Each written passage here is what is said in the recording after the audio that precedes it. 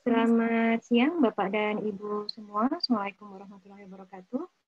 Waalaikumsalam. Semoga kita semua selalu dalam keadaan sehat walafiat. Mohon izin untuk share saja sebetulnya karena kita masih belajar juga ya bersama-sama ya untuk meneliti dan riset dengan baik. Saya akan share screen apa yang ingin saya sampaikan atau diskusikan dengan Bapak.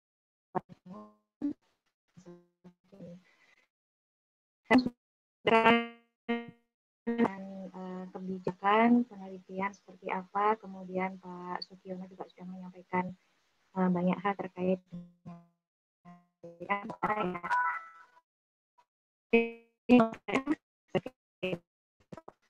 gembira sebetulnya. Sudah terlihat ya Bapak dan Ibu ya slide-nya? Ya, sudah. Ya,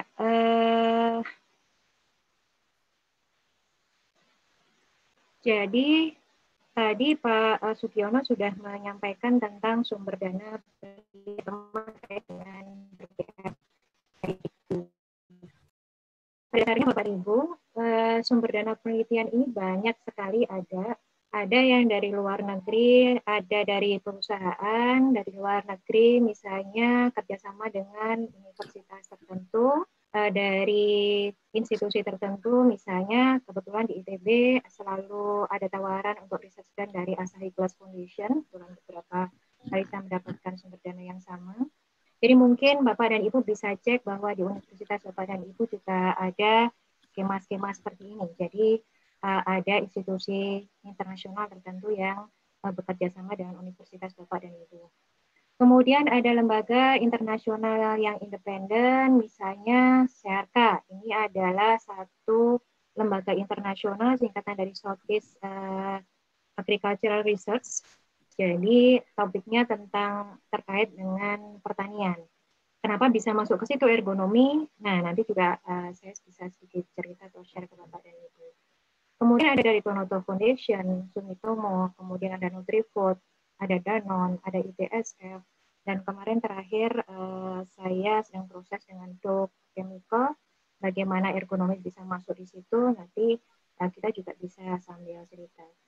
Tapi intinya Bapak dan Ibu untuk bisa mendapatkan dana penelitian dari luar negeri maupun dari perusahaan ini, ada beberapa hal yang mungkin bisa dijadikan sebagai acuan gitu ya, topik and tricksnya. Yang pertama adalah memang harus rajin-rajin cek info di web yang terkait. Kemudian juga bisa dilihat skop proposalnya masuk atau enggak, nanti juga terkait dengan ergonomi kalau bisa masuk itu. Kemudian masalah deadline dan ini yang mungkin kita bisa bahas lebih jauh terkait dengan rekam jejak atau track record serta roadmap penelitian atau peta penelitian. Nah, intinya adalah kalau tadi Bapak dan Ibu sudah disampaikan oleh Pak Sugiono terkait dengan dana penelitian di DRPM. Dana penelitian di DRPM ini sendiri pada dasarnya bisa dipisahkan. Ada skema-skema yang tadi juga sudah disinggung sebentar. Pada dasarnya Bapak dan Ibu bisa melihat status dari Universitas Bapak dan Ibu, apakah mandiri, utama, madya, atau binaan. Karena kalau yang statusnya itu adalah mandiri dan utama, itu nanti ada skopnya sendiri, ada skema-skema tertentu, sementara untuk madya dan binaan juga ada skema tertentu. Nah, untuk mandiri dan utama ini biasanya ada beberapa skema yang memang khusus diberikan dan diberikannya ini terutama karena melihat rekam jejak dan roadmap penelitian yang sudah dilakukan oleh Bapak dan Ibu. Apa sih sebetulnya rekam jejak atau track record itu? Kebetulan karena saya, kalau orang Jawa bilang ketiban sampur, ya ini sudah beberapa waktu jadi wakil dekan sumber daya, jadi ngurusin angkatan, jadinya tahu di dalam PO tuntas. Jadi di 2019 itu ada yang dimaksudkan rekam jejak atau track record. Ibu ke depan akan mengajukan profesorship atau ke guru besaran. Ada 3 hal yang dilihat di situ terkait dengan kerja. Yang pertama adalah basic dan keilmuan S3-nya apa. Jadi itu di bagian kiri bawah, di situ ada dituliskan doktor. Itu jadi saya copy paste dari PO Duprak 2019 ya Bapak dan Ibu. Jadi bidang ilmuwan S3-nya apa? Kemudian di bagian kanan bawah itu ada karya ilmiahnya. Jadi nanti akan dilihat pengajaran dan penelitian serta publikasi di bidang yang terkait. Dan baru di atasnya nanti profesorship. Jadi profesorship akan melihat basic S3-nya apa, kemudian pengajaran, penelitian, dan publikasinya di bidang apa. Nah, di PO Dopak sendiri juga dilihat di situ. Kalau doktor dan karya ilmiahnya ternyata inline, sama ini kita sebutkan gitu ya, atau linier, maka di situ akan lebih mudah untuk mendapatkan profesorship misalnya.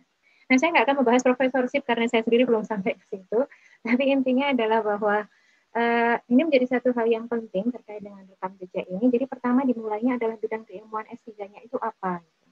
Kemudian baru ke apa yang dilakukan setelah S3 selesai. Jadi misalnya saya sebagai moderator, bidang keilmuan saya S3 adalah ergonomi kognitif. Saya ngajar pengantar ergonomi juga, tapi saya buka mata kuliah ergonomi kognitif.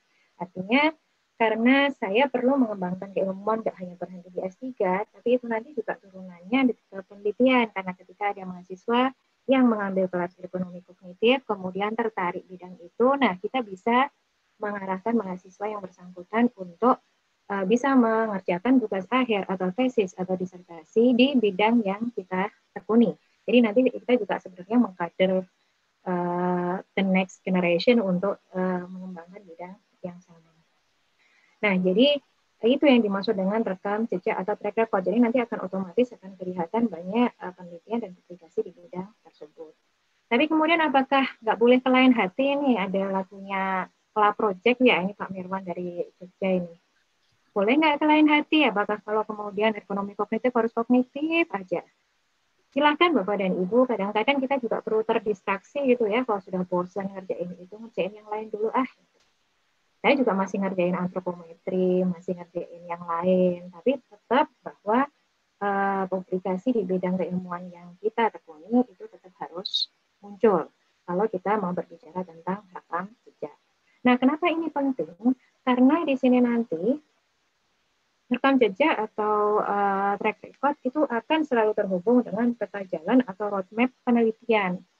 Nah, ini banyak juga yang menanyakan sebetulnya atau belum begitu jelas apa sih sebetulnya peta jalan atau roadmap ini, karena ketika Bapak dan Ibu memajukan atau mengusulkan proposal penelitian, pasti diminta peta jalan atau roadmap penelitiannya.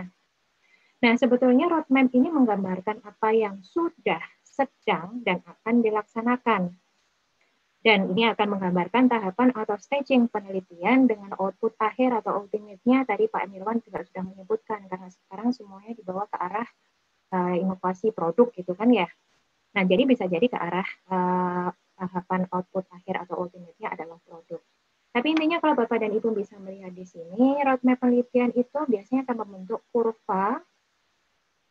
Di sini disebut kurva apa ya? U juga bukan, S juga belum. Intinya menggambarkan kurva yang bisa jadi ke arah S ya, tapi kalau yang sebelah kiri ini tidak ke arah S betul. Intinya menggambarkan kalau Bapak dan Ibu ingat kembali product life cycle itu, ada tahapan intronya, ada growth-nya, ada major-nya, ada decline-nya, kira-kira seperti itu. Nah, Bapak dan Ibu harus bisa menggambarkan, ini sebenarnya penelitian ini mulainya dari mana sih intronya, kemudian ini nanti growth-nya seperti apa, major-nya seperti apa, decline-nya seperti apa. Nah, kalau mau diperjelas lagi, bagian sebelah kanan, ini saya ambil contoh dari roadmap penelitian untuk data mining. Biasanya roadmap penelitian ini atau akan mudah kalau Bapak dan Ibu menggambarkan di sebelah kiri, baris paling kiri, itu menggambarkan tahap-tahapannya. Jadi yang kalau tadi saya sampaikan product life cycle tadi, tahap inisiasinya, tahap pengembangannya, sampai dengan tahap akhirnya, kira-kira seperti itu. Kemudian di sebelah kanan, jadi baris kedua, tiga, empat, kalau diperhatikan kolom paling kolom-kolomnya, itu adalah melihat dari sisi waktunya. Jadi best practice-nya selama ini kalau kita melihat atau membuat roadmap penelitian itu adalah ada jangka pendek, ada jangka menengah, ada jangka panjang. Nah, jangka pendek ini bisa jadi kita ambil apa yang sudah dilakukan. Bisa jadi 5 tahun ke belakang. Kalau jangka menengah, bisa jadi kita akan memasukkan apa yang akan kita lakukan. Dan di situ, karena namanya juga jangka menengah, ambillah range atau durasi yang lebih panjang, lebih atau di atas 5 tahun. Sementara jangka panjang berarti sekitar ya bisa 20 atau 30 tahun lagi. Nah, kenapa ini perlu di-state? Karena nanti reviewer itu juga akan melihat bahwa penelitian ini kalau masuk ke skop penelitian dasar berarti memang masih ada pada tahap inisiasi. Dan ini nanti akan sangat potensial untuk dikembangkan sampai dengan beberapa tahun ke depan. Sementara kalau Bapak dan Ibu mengambil skema bukan penelitian dasar, tapi penelitian terapan, misalnya baik yang penelitian terapan dengan skema atau alokasi dana dari perguruan tinggi sendiri, ataupun yang sifatnya kompetitif. Jadi ada penelitian terapan dan penelitian pengembangan Bapak dan Ibu ya, yang skemanya alokasi dananya aja yang beda. Skemanya sama, tapi yang satu alokasi dari DRPM yang sudah diberikan kepada universitas mandiri atau utama, dan ada yang tetap dikompetitifkan seperti itu. Nah, kemudian kalau Bapak dan Ibu mengambil skemanya adalah penelitian terapan, jadi kalau bikin roadmap-nya ya harus di sebelah kanan, jangan bikin penelitian terapan tapi chart-nya sebelah kiri, jadi nggak match. Jadi di situ nanti reviewer pasti akan bingung dan ini gimana sih benar atau enggak yang bikin proposalnya. Nah, kira-kira seperti itu gambaran dari roadmap. Nah, roadmap ini nanti akan dilihat dengan atau di-match-kan dengan apa namanya track record tadi dari peneliti ini, dia sudah melakukan apa. Jadi kalau saya pribadi biasanya kalau membuat roadmap, selain menggambarkan hal yang dasar ini, saya akan arsir bagian mana yang sudah saya lakukan. Jadi di jangka pendek ini sudah banyak peneliti yang melakukan bidang itu, tahap inisiasi, dan saya sudah melakukan di bidang itu. Kemudian di jangka menengah, banyak lagi peneliti yang sudah melakukan, dan ada satu penelitian saya di situ, dan jadi saya arsir di situ. Nah, ini satu hal yang penting Bapak dan Ibu untuk bisa mengkaitkan antara track record dengan roadmap penelitian. Kenapa perlu ini? Dan ini memang harus dibangun dari awal karena kalau mau masuk ke riset internasional atau dari perusahaan, mereka pasti akan melihat roadmap dan track record yang kita punya. Sebagus apapun proposal yang kita buat, tanpa kita tahu atau tanpa kita punya track record dengan roadmap yang baik, biasanya tidak akan diterima. Dan untuk bisa membuat track record dan roadmap penelitian yang baik inilah, sebenarnya di RPM juga sudah memfasilitasi, jadi ada penelitian dasar dan ada penelitian-penelitian dengan skema dari atau yang sudah dialokasikan dananya untuk universitas. Jadi Bapak dan Ibu bersaing sendiri dengan sesama temannya di universitas tersebut. Dan beberapa skema dasarnya itu juga kalau dilihat tadi Pak Sugiono juga sudah menyampaikan ini ya, mohon maaf saya ulang kembali. Jadi ada kategori penelitian kompetitif, ada desentralisasi. Bedanya di situ kalau Bapak dan Ibu perhatikan PKP ada penelitian dasar unggulan perguruan tinggi, ada penelitian dasar. Itu sama sebetulnya. Cuma yang sebelah kiri untuk kategori penelitian kompetitif nasional, Bapak dan Ibu kompet atau bersaing dengan dari universitas lain. Sementara kalau di desentralisasi Bapak dan Ibu bersaing dengan sesama teman di universitas Bapak dan Ibu, dan Dikti punya hitungannya untuk ini. Berapa besar yang untuk desentralisasi dan kompetitifnya seperti apa. Sama dengan terapan dan penelitian pengembangan. Jadi bedanya itu ya Bapak dan Ibu alokasi. Nah, ini kalau saran saya dan saya juga mengalami, pernah beberapa tahun saya mencoba memasukkan desentralisasi di ITB itu nggak pernah lolos Bapak dan Ibu. Karena saingan saya terutama karena dari MIPA, teman-teman di MIPA itu luar biasa publikasinya karena banyak ngeliat gitu ya, indeksnya juga bukan main. Jadi kalau bersaing dengan sesama teman sendiri di ITB dengan MIPA, saya selalu kalah.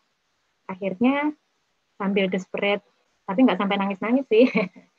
Akhirnya saya mau ubah strategi. Semua proposal yang saya buat itu saya masukkan ke kompetitif nasional. Karena bersaingnya secara nasional dan dari bidang yang berbeda-beda.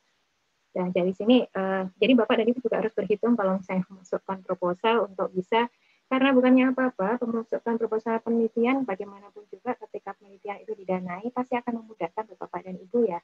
Karena misalnya buat saya, kalau ada dana penelitian, saya pakai untuk mendanai mahasiswa S1, S2, S3, sekian banyak, semuanya lulus, mereka happy, dapat honor misalnya, dan saya happy dapat research yang baik, hasil riset yang baik, draft penulisan yang baik, yang tinggal saya poles, kira-kira seperti itu. Jadi sama-sama menguntungkan atau simbiosis mutualisme. Nah, saya nggak akan cerita banyak tentang itu, pasti Bapak dan Ibu juga sudah sangat paham tentang itu. Nah, tapi ada juga beberapa skema yang mungkin Bapak dan Ibu bisa manfaatkan. Misalnya skema dosen pemula, ini terutama untuk dosen-dosen baru nih yang baru S2, S3, tapi belum pernah mengikuti skema penelitian sebelumnya. Tapi memang jumlahnya pun terbatas, kalau saya sekitar 15 sampai 20 juta. Tapi not bad, artinya balik lagi, berapapun penelitian dana yang kita punya kan bisa dibuat atau digunakan untuk mendukung penelitian yang kita lakukan. Kemudian ada PKPT, skema penelitian kerjasama antara perguruan tinggi. Jadi biasanya untuk universitas mandiri atau bersama dengan universitas binaan. Biasanya universitas binaan ini, mohon maaf, yang PTS atau universitas negeri yang baru. Nah, saya pribadi juga beberapa kali menjadi universitas mitra atau membina universitas binaan ini. Ada beberapa yang jalan, ada beberapa yang tidak jalan. Baru tahun pertama akhirnya tidak berlanjut karena beberapa hal. Karena bisa jadi yang pertama lokasi antara Bandung dengan mana, kemudian yang kedua komunikasi juga yang tidak berjalan dengan efektif, dan yang ketiga Bapak dan Ibu, saya sedikit share saja, soalnya saya suka apa ya, juga baper, bukan baper. Karena untuk penelitian pasti Bapak dan Ibu paham dan tahu sekali bahwa itu adalah bagian dari tridharma perguruan tinggi, tapi tidak semuanya bisa mengalokasikan waktu yang cukup untuk penelitian ini, terutama untuk nulis. Dan yang kejadian beberapa kali adalah dengan kerjasama perguruan tinggi ini, waktunya ngeriset, waktunya nulis, universitas binaannya ternyata, aduh saya lagi sibuk ini Bu Ari, lagi ada pemeriksaan, ada ini, ada ini. Oke, jadi artinya belum ada alokasi waktu yang memang cukup atau memadai untuk melakukan riset dan menulis dengan baik. Nah, Bapak dan Ibu sebetulnya di bidang ergonomi, saya yakin Bapak dan Ibu adalah para peneliti yang sangat handal di bidang ergonomi. Cuma masalahnya di kita ini adalah kita punya waktu untuk nulis atau enggak, gitu kan Bapak dan Ibu ya. Dan ini yang memang tidak mudah untuk dialokasikan. Itu kenapa setiap kali saya kuliah pertama kali pengantar ergonomi, saya sampaikan di kelas. Karena pengantar ergonomi di tingkat 2 ya, mahasiswa TI. Apa yang ada di benaknya tentang ergonomi? Selalu jawabannya adalah merancang kursi, antropometri, dan itu yang bikin nyesek banget, bikin sedih. Karena ergonomi beyond that, jadi di luar itu banyak sekali aplikasinya. Tapi balik lagi, bukan salah mereka tahu ergonomi itu adalah kursi. Tapi karena kitanya yang mungkin tidak bisa menyampaikan dengan baik kepada pihak luar, ergonomi itu apa, karena bisa jadi hasil penelitian juga tidak terpublikasi dengan baik. Nah, itu juga pentingnya, berkali-kali saya sampaikan di banyak forum, itu adalah menulis itu penting, karena bukan hanya untuk kenaikan pangkat, tapi juga kita mengenalkan ergonomi kepada orang lain. Nah, ini nanti kaitannya, karena orang nggak begitu kenal dengan ergonomi, salah satu hal yang perlu Bapak dan Ibu perhatikan kalau menulis proposal tentang ergonomi itu adalah, jangan menuliskan kata ergonomi saja, karena belum tentu reviewernya ngerti ergonomi itu apa. Jadi harus ditambahkan dengan misalnya meningkatkan produktivitas, menurunkan angka kecelakaan, atau apapun lah. Nah, ini jadi salah satu trik untuk membuat judul yang eye-catching sehingga reviewer pun tertarik dan memiliki impresi yang bagus di proposal. Kemudian ada penelitian pasca sarjana. Nah, ini terutama buat Universitas Bapak dan Ibu yang punya S2 dan S3. Nah, kalau berbicara tentang agile gitu ya, sesuai dengan topik dari jadwal workshop kita pagi ini, Bapak dan Ibu juga bisa tangkas atau agile dari sisi pemilihan topik. Semakin ke atas, semakin Bapak dan Ibu punya track record dan roadmap yang bagus, Bapak dan Ibu akan semakin agile atau tangkas untuk memilih topik, karena tidak ada lagi batasannya. Jadi untuk penelitian pasca sarjana untuk magister misalnya, saya kebetulan beberapa kali memasukkan dan mendapatkan itu, tinggal ngeren ada mahasiswanya S2, yang penting topik apapun itu ya dalam tanda kutip sambil merem pun pasti akan diganti gitulah, selama proposalnya memenuhi syarat minimal gitu ya. Jadi intinya karena memang ingin meningkatkan jumlah publikasi, jadi terutama mahasiswa S2 kan memang diarahkan untuk publikasi internasional gitu kan ya. Jadi apapun topiknya itu akan dengan mudah diterima.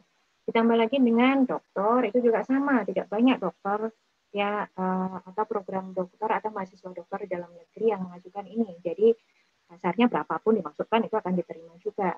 Kemudian ada pasca doktor juga sama, jadi silahkan dimanfaatkan ini, peluangnya akan sangat besar. Nah, kemudian Bapak dan Ibu, selain dua uh, kotak yang di kiri dan kanan atas, ada kotak lagi satu di bawah, yaitu kategori penugasan. Ada KRUPT, ada WCR, ada KKS.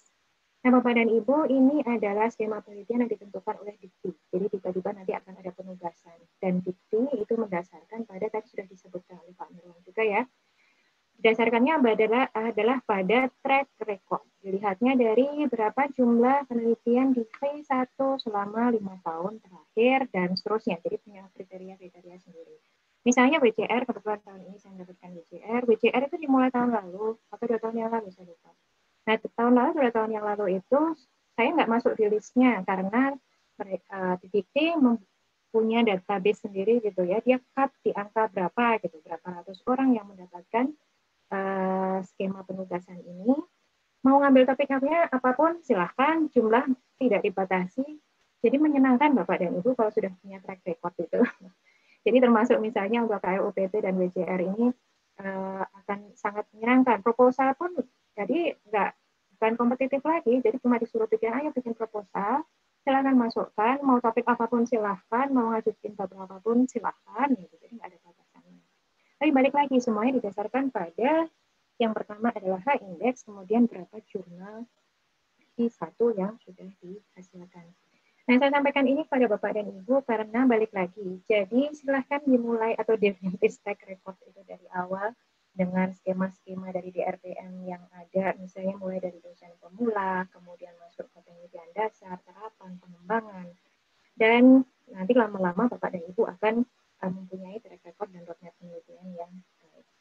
Sebagai, karena balik lagi ya, kita sharing saja, saya sharing dengan pengalaman saya sendiri. Saya relatif telat S3 karena habis S2 nikah, punya anak lagi gitu. Jadi baru selesai S3 tahun 2013. Kemudian setelah itu 2013 ketika S3 kita pasti punya publikasi ya, terutama karena di luar negeri bentuknya seperti itu di jurnal P1 gitu. Tapi masih dengan dalam tanda kutip kalau orang Jawa bilang tuh gandol ke profesornya gitu kan. Kemudian setelah selesai, nah di sini tantangannya nanti buat yang akan selesai S3 atau yang sedang S3 atau yang akan S3,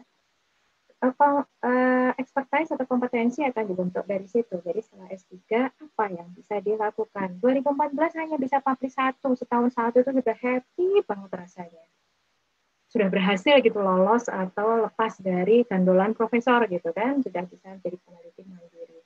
Tapi setelah itu, nah baru di sini, ternyata bisa kok ngerjain sendiri. 2015 mulai publikasi lebih banyak dari sisi kuantitas dan juga kualitas dan seterusnya. Nah, jadi memang butuh waktu untuk membentuk track record dan roadmap yang baik ini. Tidak bisa tiba-tiba kayak Roro Jonggrang yang kemarin lagi rame itu ya, tiba-tiba saya malam langsung jadi prank gitu, jadi ahlinya. Jadi memang perlu tahapan-tahapan dan salah satunya dengan skema penelitian-penelitian yang berbeda ini. Nah, tadi saya sudah sampaikan penelitian kerjasama perguruan tinggi tadi ya. Jadi antara universitas binaan, universitas utama. Nah, ini juga sebagai mitra, tentu saja butuh syarat ada H-index minimal berapa, dengan syarat lektor kepala kalau nggak salah, dan ada output jurnal internasional yang diharapkan.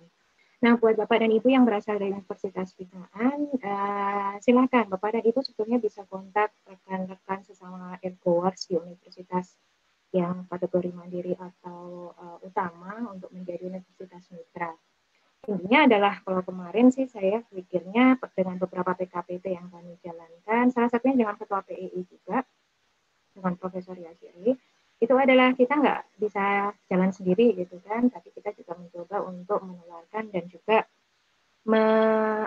namanya juga membina gitu ya, atau sebenarnya nggak inilah sama-sama riset bareng, tapi dari Universitas Binaan itu bisa belajar banyak bagaimana membuat proposal yang baik, melakukan penelitian yang baik sampai akhirnya melakukan publikasi secara bersamaan. Tapi sekali lagi ini juga bukan hal yang mudah dilakukan ternyata. Kemudian ada BPS, sudah berjalan pasca sarjana, tadi sudah saya sampaikan juga. Kemudian, nah selain dari tadi ya kompetitif nasional tadi sudah saya sampaikan juga, ada hibah kompetensi, tapi namanya sekarang diubah. Ini juga mensyaratkan indeks tertentu dan juga track record dan roadmap juga.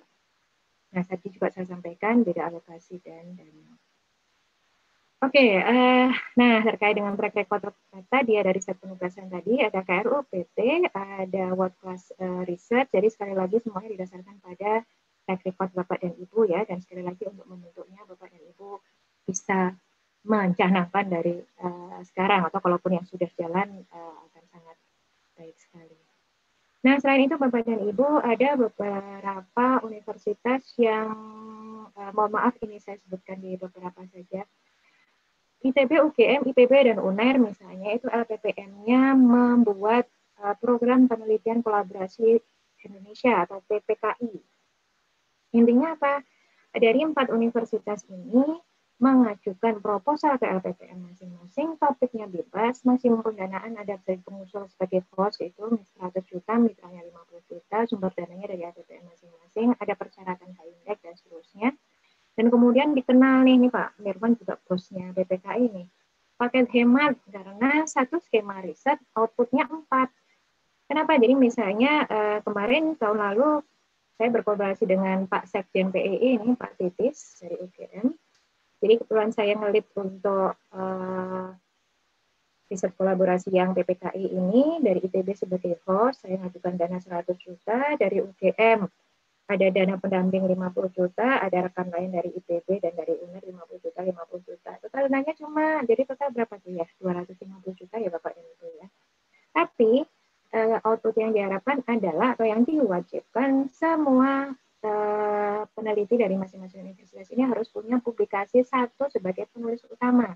Jadi dengan PPKI ini, saya punya satu paper sebagai penulis pertama, UGM, IPB, dan UNER juga masuk di paper tersebut. Kemudian UGM, Pak Titis juga punya kewajiban publikasi satu dengan UGM sebagai penulis pertamanya, ITB, IPB, dan UNER ikut di paper tersebut.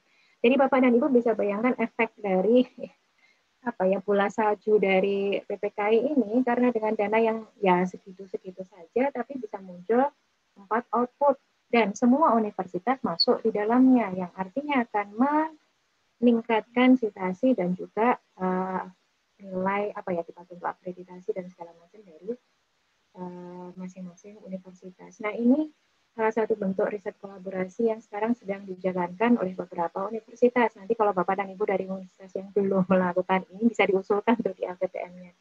Karena setelah PPKI ini, kemudian beberapa universitas melihat, loh kok hasilnya bagus ya, gitu. Masuklah kemudian atau dibuat skema riset kolaborasi Indonesia atau RKI. Bedanya apa sama PPKI? Sama sebetulnya, tapi lingkupnya yang lebih luas. Kalau PPKI tadi harus ada 4 universitas tadi, ITB, IPB, UGM, dan UNER. Kalau RKI sekarang melibatkan 11 universitas. Ada ITB, IPB, ITS, dan ya ada di situ. UB juga masuk, Unhas, teman-teman di UNER, Undip, USU, UPI juga, dan UMS. Skemanya sama, dan juga semangatnya sama. Jadi dengan dana yang urunan bareng-bareng itu, kemudian publikasi bareng-bareng, semua institusi masuk ke paper-paper yang ada, jadi sama-sama naik bareng gitu, citasi, naik, nilai naik, dan juga antara satu dengan yang lain itu tahu, oh ternyata saya ngerjain ini, sebelah juga ngerjain ini, loh kita bisa kolaborasi atau saling mensitasi. Nah, dari sini nanti harapannya itu akan muncul. Saya ketemu dengan Pak Titis tahun lalu juga gitu loh. Ternyata ngerjain ini loh, saya juga ngerjain ini loh. Bidang kita nah, segala seperti itu yang akhirnya sedikit banyak pagar-pagar atau tembok-tembok yang salahnya itu bisa mulai berkurang. Jadi kolaborasinya bisa mulai jalan. Tapi baik lagi Bapak dan Ibu untuk PPKI dan RKI ini pun juga punya syarat track record. Jadi ada H-index minimal dan seterusnya.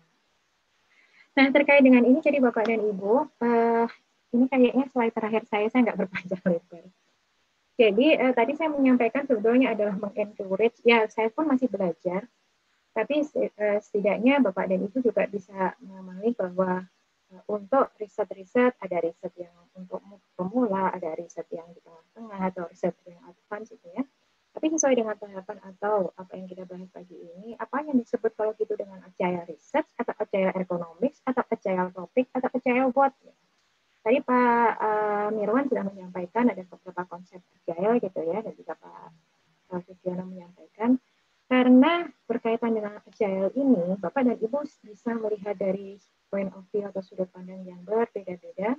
mulai dari agile research itu sendiri, jadi bagaimana kita bisa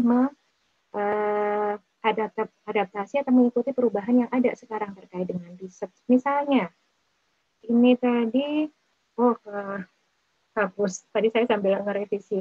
Ada COVID-related issue, Bapak dan Ibu. Ada banyak jurnal yang sekarang membuat spesial isu terkait dengan COVID. Jadi kalau kita menjadi seorang agile researcher, mau jadi atau risetnya sifatnya agile, kita coba ikutin topik yang sekarang COVID. Tadi sudah disampaikan juga, PEI sebenarnya sudah mencoba untuk agile mengikuti itu, membuat satu panduan terkait dengan work from home. Juga setelah itu ada learning from home, dan seterusnya.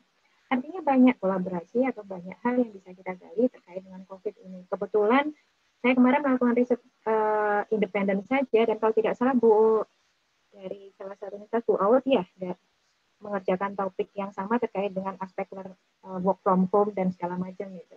Aspek ekonominya apa? Banyak Bapak dan Ibu. Kemarin kebetulan saya sedang ngedraft juga penelitian mandiri saja pakai online kuesioner gitu, tapi saya lebih fokus pada learning from home. Jadi apa sih secara ekonomi yang dialami oleh para mahasiswa? Kebetulan fokus saya mahasiswa karena lebih mudah ngambil datanya. Jadi di situ ada agile research juga. Jadi daripada kesulitan ngambil data, kita carilah cara supaya research itu masih tetap jalan di masa pandemi. Jangan eksperimen. Nah, eksperimen kampusnya ditutup gitu kan, ITB juga masih tutup. Nah, jadi bisa pakai kuesioner. Yang saya tanyakan kepada banyak responden itu adalah sekitar 1.000 responden, apa yang dialami selama masa COVID ini dengan learning from home, posisinya seperti apa, keluhan secara muskuloskeletal seperti apa, secara karena bidang saya ekonomi kognitif terkait dengan mental dan segala macam, ada aspek mental yang saya masukkan di situ, keluhan atau aspek psikis apa yang mereka rasakan, misalnya merasa terisolasi, tidak bisa kontak dengan teman dan seterusnya. Hal-hal sekecil itu, tapi balik lagi, that's agile. Jadi kalau kita mau jadi agile researcher, mau research yang sifatnya agile, kita ikuti perubahan. Karena kebetulan sebagai wakil dekan, saya yang pegang izin untuk masuk kampus sekarang karena ITB masih batasi 20% yang boleh masuk kampus. Semuanya ngajuin izin, ini riset saya nggak jalan nih kalau saya nggak nge-lab. Kalau di bidang teknik kimia, oke, silahkan. Kalau bidang yang lain, misalnya memang harus masuk lab, silahkan. Dan bidang-bidang tertentu, biomekanik itu bisa jadi memang harus nge-lab. Tapi kalau alatnya bisa dibawa ke luar kampus, silahkan. Jadi ini sebetulnya yang kita berbicara tentang agile research, agile researcher, dan juga agile ekonomi. Kita mencoba menyesuaikan. Bahkan dikti kemarin juga kebetulan saya juga menandatangani berkas banyak, ada perubahan topik yang tadinya topiknya apa, sekarang diubah menjadi topik related isu gitu, yang terkait dengan COVID, jadi COVID related isu, tadi yang saya sebutkan di poin 2. Jadi kita bisa mencoba untuk bisa melihat dari sisi atau kacamata yang berbeda, ini ada kondisi seperti ini, kita coba bisa riset di situ. Selain itu juga misalnya Bapak dan Ibu, kemarin ada pertanyaan dari tim gugus COVID di kampus, lagi bikin face shield di awal-awal. Ada nggak sih ukuran kepala? Nah, untung saya masih punya data, padahal datanya cuma data lingkar kepala sekian ratus mahasiswa. Data itu pun berapa tahun yang lalu kebetulan masih saya simpan. Kita bisa sampaikan, waktu itu saya sampaikan ke Pak Yasir sebagai ketua PEI. Dan akhirnya ya PEI dikenal bahwa terkait dengan ukuran, apalagi kalau mau merancang face APD dan segala macam, kita harus concern dengan ukuran, karena kalau enggak, nah nanti efeknya ke para tenaga medis. Nah di situ juga akan muncul kesempatan untuk riset antropometri, tidak harus bidang misalnya bidang saya ekonomi kognitif gitu, enggak.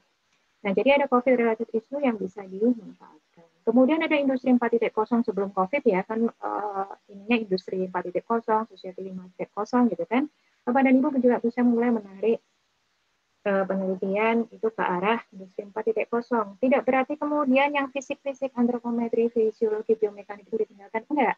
Tapi karena memang kita ngikutin bahwa sekarang orang mainnya itu semuanya adalah application based. Semuanya mainnya adalah mobile application, semua mainnya ini. Maka disuruh nanti keilmuan misalnya usability. Akhirnya saya buka kelas usability kemarin.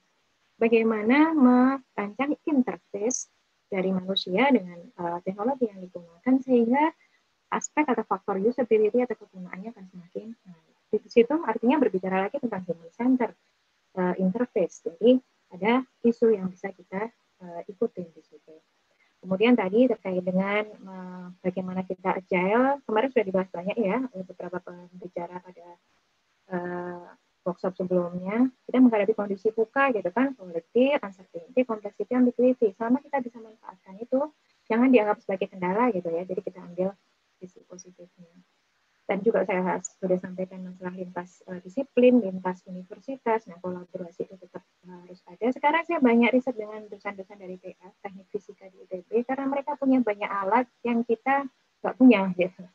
Jadi misalnya mereka ada punya lab akustik di teknik fisika itu. Jadi kalau kita mau main persepsi suara di lab ergonomi kebetulan nggak punya labnya. Jadi akhirnya saya nyebrang ke sana karena mereka pun dengan welcome kami datang, ada mahasiswa S2 yang mengerjakan riset bersama, publikasi bersama. Nah itu sesuatu yang menyenangkan Bapak dan Ibu kalau bisa dilakukan. Nah, kemudian yang terakhir, yang kita berbicara tentang agile research ergonomik atau topik atau apapun, kembali ke proposal, kalau mau membuat proposal yang baik dan bisa eye-catching dan memberikan impresi yang baik kepada reviewer, itu adalah, mohon maaf, ini saya sarankan jangan menggunakan kata ergonomi sendiri, berdiri sendiri, gitu, tapi ikuti dengan beberapa terminologi umum yang lain, yang lebih apa ya, kalau orang bilang tuh seksi atau lebih menarik gitu. Jadi misalnya penerapan ergonomi ini untuk peningkatan produktivitas, peningkatan efisiensi atau apapun. Jadi hal-hal seperti itu, tapi ya jangan sekelubal itu gitu ya. Tapi sekali lagi, karena tidak semua orang paham tentang ergonomi, tapi itu tugas kita kembali. Jadi silakan di proposal tetap di step tentang ergonomi, tapi jangan sekali lagi jangan berdiri sendiri. Nah, oh ternyata masih ada slide-nya. Mungkin slide 2 atau 3 terakhir. Ini yang perlu Bapak dan Ibu cek ya untuk ranking jurnal. Di sini ada ergonomi, ada public health yang saya munculkan. Kenapa? Karena ergonomi sendiri sebetulnya kan adalah satu bidang keilmuan yang sangat aplikatif, aplikasinya bisa dimanapun. Saya punya jurnal di jurnal aviation, penerbangan, apa hubungannya ergonomi dengan penerbangan? Ada, karena kebetulan ada mahasiswa S1 yang kakaknya kerja di Garuda, kemudian punya akses untuk ambil data, saya minta untuk coba lihat mental load atau cognitive load dari para flight attendant pramugara itu loh. Kalau mereka kerja dalam short duration penerbangannya Jakarta-Jogja cuma sejam, nah itu dibandingkan dengan yang medium 3 jam, yang Jakarta-Sorong 8 jam, sejauh mana bedanya? Berarti nanti kalau yang terlalu panjang itu harus diberikan istirahat, tapi ternyata hasil menariknya adalah yang bikin stres itu ternyata yang jangka pendek Bapak dan Ibu, yang sejam itu jangan melelahkan kita ternyata. Nah ini juga bisa dipublikasikan meskipun hanya dari S1 dan tidak ada dana riset yang saya dapatkan khusus untuk itu, tapi saya alokasikan dari dana riset yang lain biasanya seperti itu. Nah, untuk bisa membuat track record dan roadmap yang baik Bapak dan Ibu, kenapa saya sampaikan ranking jurnal ini? Karena Bapak dan Ibu bisa mulai dari ranking jurnal yang paling rendah di 4 dulu sebagai media untuk belajar. Dulu saya 2014 juga happy banget, tahun cuma 1 itu di jurnal di 4 Bapak dan Ibu. Itu sudah happy banget. Setelah itu karena biasanya mulai muncul PD, mulai nulis dan seterusnya. Nah, Bapak dan Ibu bisa cari ranking jurnal yang di atas lagi, Q3, Q2, sampai mungkin akhirnya ke Q1 dan semuanya bisa dicek di Stimalgo ini untuk ranking-ranking jurnal ini. Karena biasanya untuk ranking jurnal di bawah, ya Bu Dian? Halo? Maaf Ibu Ari. Ya? Kedengar suara saya, Bu? Ya, kedengeran. Waktunya sudah. Iya. Terima kasih, Bu. Ini sudah slide terakhir. Ya, terima kasih. Jadi, selain bidang ergonomi, Bapak dan Ibu juga bisa lihat dari sisi public health misalnya, atau jurnal-jurnal yang lebih umum terkait dengan teknologi. Nah, di situ bisa sebagai gambaran, saya mau punya penelitian tentang apa, dan penelitiannya juga semua proposal yang Bapak dan Ibu buat itu kan selalu mensyaratkan output ya. Dan outputnya salah satunya adalah publikasi di jurnal. Nah, ini jadi Bapak dan Ibu juga harus berhitung atau memiliki strategi mau dimasukkan ke jurnal yang mana sebagai output penelitian. Karena kalau Bapak mau memasukkan proposal di tahun pertama hasilnya misalnya tidak tercapai, biasanya juga akan diberhentikan atau tidak dilanjutkan penelitiannya. Jadi harus berhitung dengan strategi yang mau masuk ke ujiannya. Oke, karena sudah di warning juga oleh Budian dan kebetulan memang sudah slide terakhir. Dari saya itu dulu Bapak dan Ibu, silakan nanti kalau misalnya ada yang tertarik untuk diskusi lebih lanjut. Saya kembalikan ke Ibu moderator. Terima kasih Bu Dian. Ya, terima kasih Bu Ari. Terima kasih.